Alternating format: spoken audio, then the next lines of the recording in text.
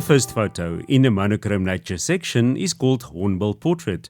It got 11, which is gold for a 5-star worker. Well done, Johan Meiberg. Hornbills normally make for good monochrome photos, and in this case it works well, especially with the high key background. I like the tonal range used. Mother and baby baboons got 10. It is silver for a 5-star worker.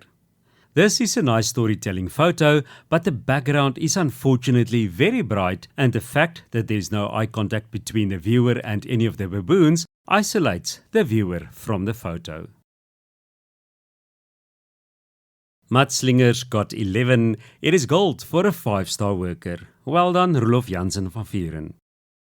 This is a beautiful photo of the elephants, and I like the baby in the foreground.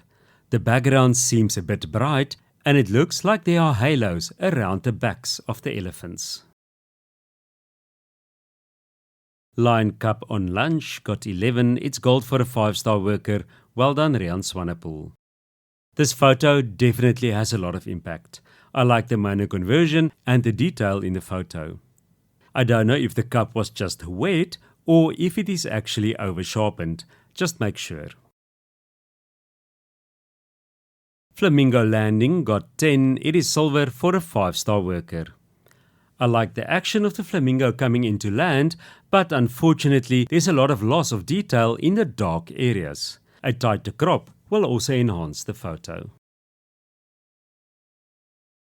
Lightning Sparks got 11. It is gold for a 5-star worker. Well done, Heather Aspeling. It is always difficult to capture lightning, but you've handled this well. I like that you included the tree to the right to give us scale. I suggest that you put a thin frame around the photo to define the edges of the photo. In this case, it is quite difficult to distinguish between the end of the photo and the bottom section of the photo or the earth where the lightning strikes. Lip Liquor got 10. It is silver for a 5-star worker. I like the portrait of the waterbuck, and your timing was perfect. Unfortunately, there is no clear separation between the subject and the background. In a color photo, the colors would help with the separation between the subject and the background.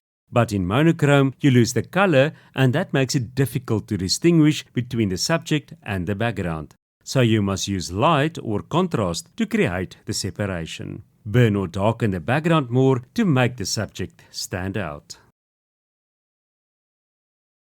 Watch My Back got 10. It is gold for a 3-star worker. Well done, Michelle Hamilton.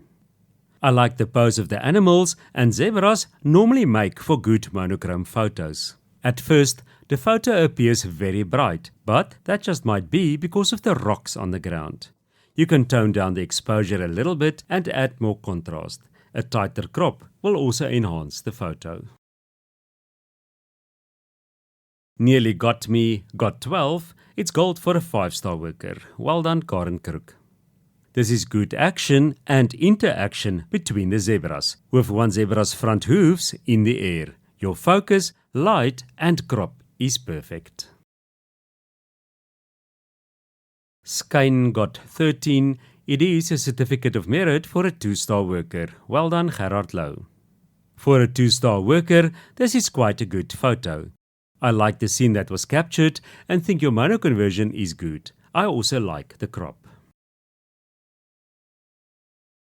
Danehela Kerohela got 12. It is gold for a 5-star worker. Well done, Johan Meiberg. You captured the flower quite well, and I like the square crop. Some areas are a bit bright, and the frame around the photo is also very bright. Use a thinner frame, or maybe rather a light grey color than a bright white. Blessoener got 12. It is gold for a 5-star worker. Well done, Tom Farmer. I like the reflection of the bird in the water, and you handled the light well. There's enough detail visible in the dark and the light areas, and the composition is good. This photo, called Nearly Got Me by Karen Crook, was chosen as the best in section for monochrome nature. Well done, Karen.